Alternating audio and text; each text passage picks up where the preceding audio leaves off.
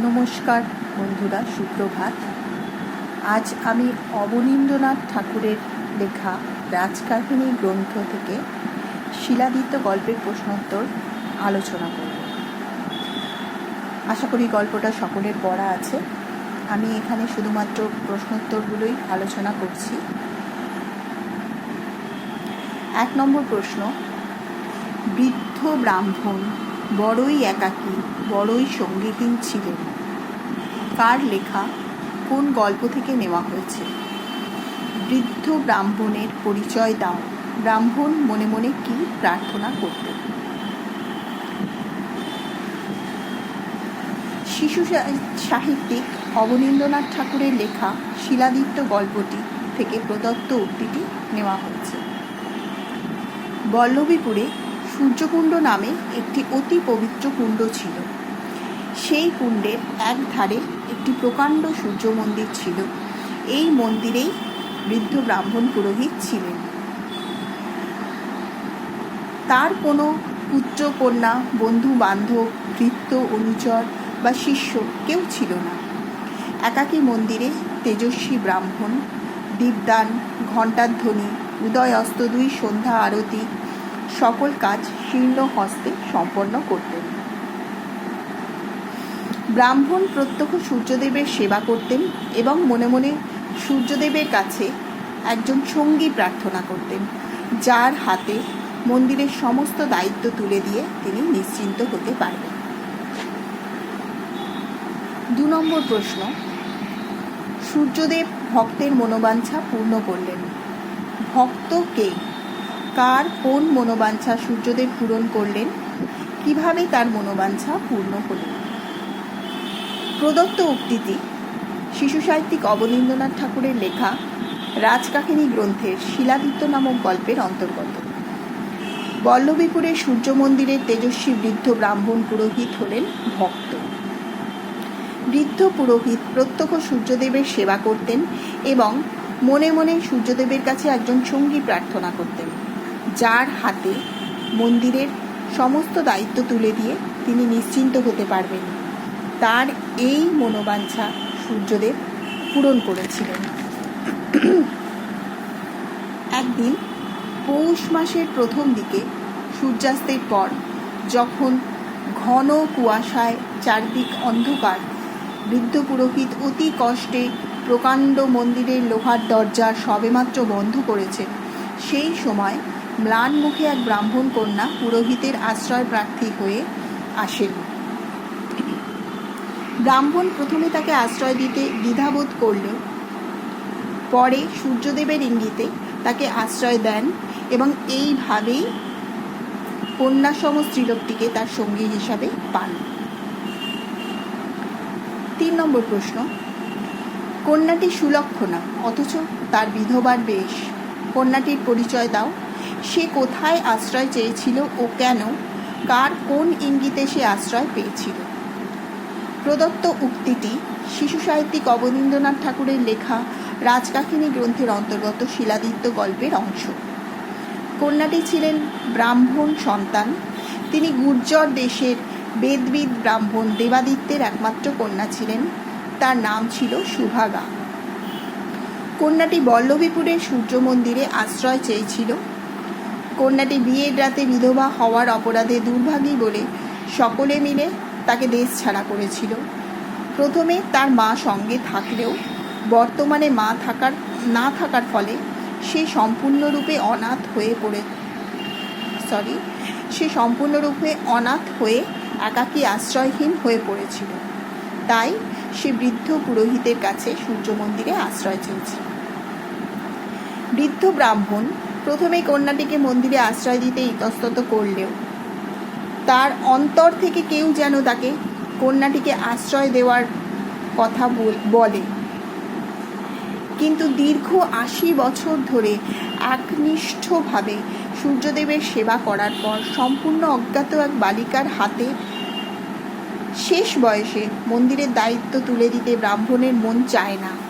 তখন হঠাৎ সন্ধ্যার অন্ধকার ভেদ করে পৃথিবীর পশ্চিম প্রান্ত থেকে এক বিন্দু সূর্যের আলো এসে বালিকার মুখে পড়ে।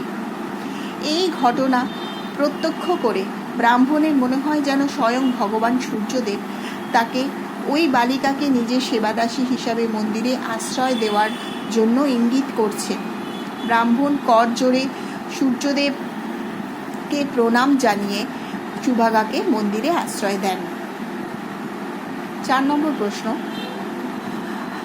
ব্রাহ্মণের জীবন প্রদীপ ধীরে ধীরে নিভে গেল। কখন কিভাবে তার মৃত্যু হয়েছিল? তার মৃত্যুর পর সুভাগার দিন কিভাবে কাটতে লাগলো? প্রদত্ত উক্তিটি শিশু সাহিত্যিক অবনীন্দ্রনাথ ঠাকুরের লেখা রাজকাহিনী গল্পের অন্তর্গত শিলাদিত্য গল্পের অংশ। বৃদ্ধ ব্রাহ্মণ পুরোহিতের জীর্ণ শরীর ধীরে ধীরে ভেঙে পড়ছিল। তিনি মন্দিরে 30 সের ওজনের প্রদীপ দিয়ে সূর্যদেবের আরতি করতেন অতি কষ্টে। তার কষ্ট দেখে সুভাগা একটি 1 সের ওজনের প্রদীপ এনে তাকে সেটি দিয়ে আরতি করতে বলে। কিন্তু ব্রাহ্মণ তাকে জানায় যে তিনি সকালে যে প্রদীপ দিয়ে আরতি করেছেন সন্ধ্যাতেও সেই প্রদীপেই আরতি করবেন। ওই দিন দ্বীপ্রহরে ব্রাহ্মণ সুভাগাকে সূর্যমন্ত্র শিক্ষা দেন। এরপর সন্ধ্যায় আরতি করার পর সূর্যাস্তের সঙ্গে সঙ্গে ব্রাহ্মণেরও জীবনাবসান ঘটে। ব্রাহ্মণের মৃত্যুর পর সুভাগা প্রথমে কিছুদিন তার জন্য কেঁদে কেঁদে কাটান। তারপর কিছুদিন মন্দিরের জঙ্গল পরিষ্কার করে চারদিকে ফুল ফলের গাছ লাগান। এরপর আরও কিছুদিন মন্দিরের পাথরের দেওয়াল ঘষে মেজে পরিষ্কার করে তার গায়ে লতা পাতা ফুল পাখি হাতি ঘোড়া পুরাণ ইতিহাসের পট আঁকেন। শেষে তার আর কোনো কাজ না থাকায় তিনি ফলের বাগানে ফুলের মালঞ্চে একাই ঘুরে বেড়াতেন। তারপর ফলের বাগানে ফল পাকতে শুরু করলে, ফুলের বাগানে ফুল ফুটতে শুরু করলে প্রজাপতি পাখির সঙ্গে ছোট ছোট ছেলেমেয়েরা সুভাগার বাগানে আসতে লাগলো। তারা ফল পেড়ে ফুল ছিঁড়ে ডাল ভেঙে চুরমার করত। সুভাগা হাসি মুখে সব উপদ্রব সহ্য করত। গাছের তলায় সবুজ ঘাসে নানা রঙের জামা পরে ছোট ছোট ছেলেমেয়েরা খেলে বেড়াত। এইসব দেখতে দেখতে সুভাগার দিনগুলো আনমনে কেটে যেত। সূর্যদেব তথাস্তু বলে অন্তর্ধান করলেন। কে সূর্যদেবের কাছে বর চেয়েছিল? প্রথমে তিনি কি বর চান এবং কেন? সূর্যদেব কেন তাকে সে বর দেননি? অথবা কোন বর দিয়ে তিনি অন্তর্ধান করলেন? প্রদত্ত উক্তিটি শিশু সাহিত্যিক অবনীন্দ্রনাথ ঠাকুরের লেখা রাজকাহিনী গ্রন্থের অন্তর্গত শিলাদিত্য গল্পের অংশ। সুভাগা সূর্যদেবের কাছে বর চেয়েছিল। সুভাগা প্রথমে সূর্যদেবের কাছে নিজের মৃত্যু কামনা করে বর চায়। ব্রাহ্মণের মৃত্যুর পর সুভাগার জীবনে একাকিত্ব নেমে আসে। সঙ্গীহীন অবস্থায় বিদেশে সম্পূর্ণ অচেনা জায়গায় সে কেমন করে তার সারা জীবন কাটাবে সেই চিন্তায় তার মন ভারাক্রান্ত হয়ে পড়ে। পতিপুত্র কিনা বিধবা অনাথিনী সূর্য মন্দিরে সম্পূর্ণ একাকিনী অবস্থায় তার জীবন যন্ত্রণাময় হয়ে উঠেছিল। তাই সমস্ত জ্বালা যন্ত্রণা থেকে মুক্তি পেতে সে সূর্যদেবের কাছে তার মৃত্যুর বর চেয়েছিল।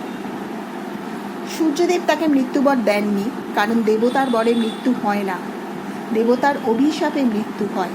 তখন সুভাগা ভগবান সূর্যদেবের কাছে তার মতো তেজস্বী একটি পুত্র এবং চাঁদের কণার মতো সুন্দরী একটি কন্যাকে বর হিসাবে চায়, যাদের সে লালন পালন করে বড় করে তুলতে চায়। সূর্যদেব তাকে তথাস্তু বলে তাকে সেই বর দিয়ে অন্তর্ধান করেন।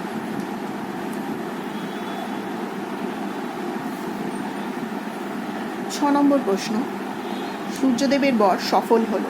সূর্যদেবের কোন বর সফল হলো? কিভাবে তা সফল হলো?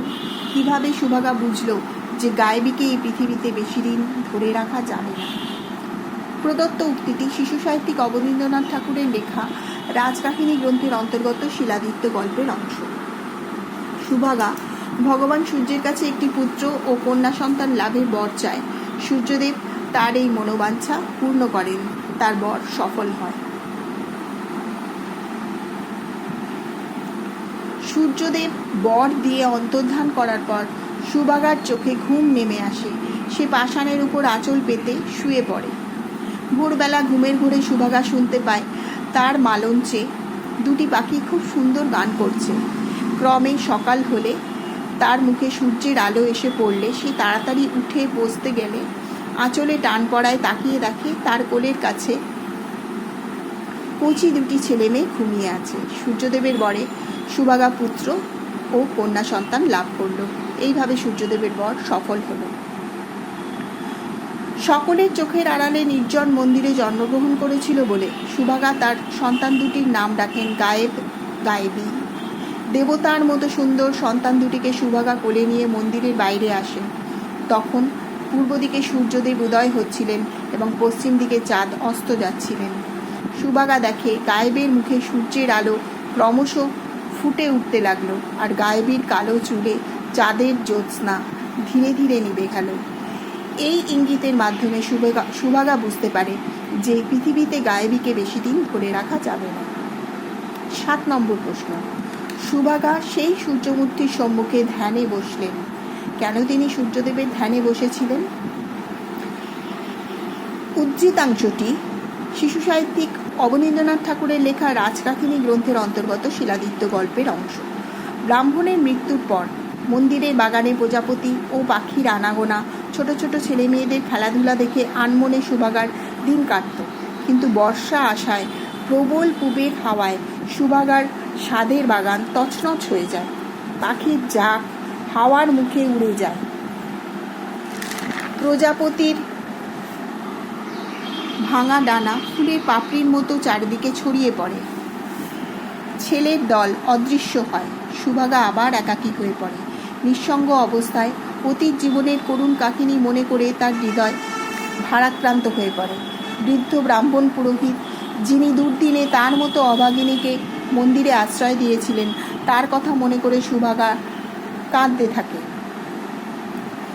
সন্ধ্যার সময় প্রদীপ জ্বালিয়ে ঠাকুরের আরতি করার পর এই একাকী জীবন থেকে মুক্তি লাভের আশায় সে সূর্যমূর্তির সামনে ধ্যান করতে বসে। আজ আমি এই পর্যন্তই বললাম। পরের দিন গল্পের বাকি অংশের প্রশ্নোত্তরগুলো আলোচনা করব। নমস্কার।